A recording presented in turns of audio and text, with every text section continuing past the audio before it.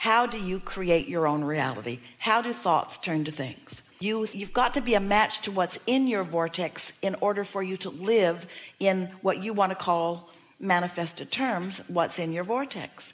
It's about you setting your receiver to the frequency of the transmitting vortex and not so fixated on the outcome, just enjoying the process of the never-ending becoming.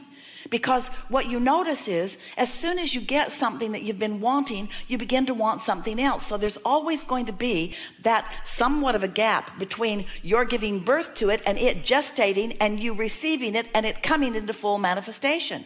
You're not ever going to be standing in a position where you've got a whole pile of everything you want all around you. You're not ever going to get there. It is not the nature of eternal beings. There's always going to be something new that you've asked for that you're on the way to. There's always going to be something more that you've asked for that you're on the way to. And it's the on the way to that's life. It's the unfolding of it. That's why everyone who has ever existed, that's why all of us are all focused forward with all of you right here and now. This is the leading edge. This is where manifestation is occurring. This is the happening ground of creation. This is where it is. And we're all focused there with you. And when you stop leaving it to someone else and you stop pouting about what's not happening to you and you take your own bull by the horns and you acknowledge that you are the creator of your own experience and you let the energy that creates worlds flow through you, now you're tuned in, tapped in, turned on. Now you're living life the way you've intended. Now life is the way you meant for it to be. Now you got it going on. Now that's the way you mean to be, in the state of eternal becoming, conscious becoming. I saw it, I wanted it, I wasn't aligned with it, I felt better, I focused my mind, I felt ease about it, I allowed it, it happened. It happened, it happened, it happened, it happened. Things are always working out for me. This is the way you mean to feel. This is the way the larger part of you does feel. But much of the world, instead of looking for that sweet spot and finding it and reveling in the creative process, most are looking at the results of what others have done. So they're sifting manifested stuff into piles and complaining that their pile's not bigger, that somebody else's pile is too big, completely missing the point of creation and offering their attention to it in the action form instead of into the mind thought form that is really where it's at. You following?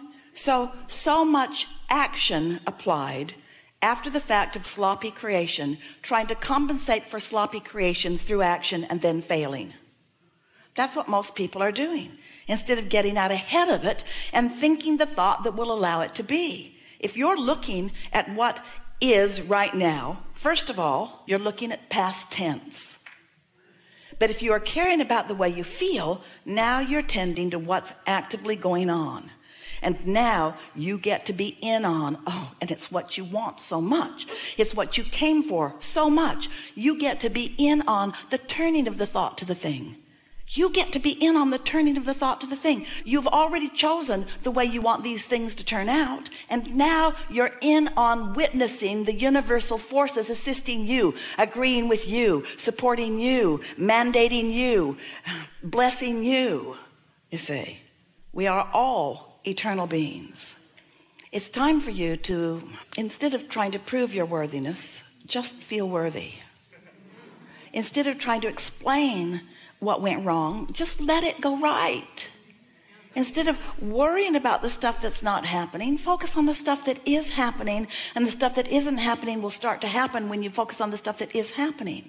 But there isn't anything that will cause you to feel more worthy than to have wanted something you don't have and felt yourself give birth to the idea of it and then to doubt it.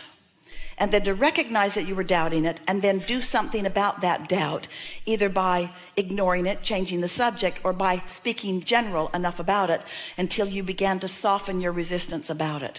And then to feel the ease sweep over you and begin to feel yourself believing it. Do you know that there is as much movement in you moving from doubt to belief as there is from something turning from a thought to a thing?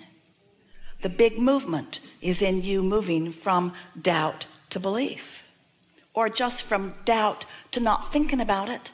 Because if you're not thinking a thought of doubt, it will prove itself to you and you will believe it.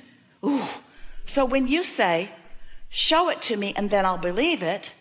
We say, okay, just stop thinking about it for a little while and we'll show it to you. And then you can believe it. How about that?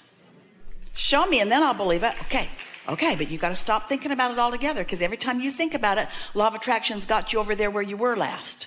And where you were last was doubt. And as long as you're focused on it in doubt, you're not letting it move. So if you can stop thinking about it, we'll show it to you. That's the way the universe is working with you.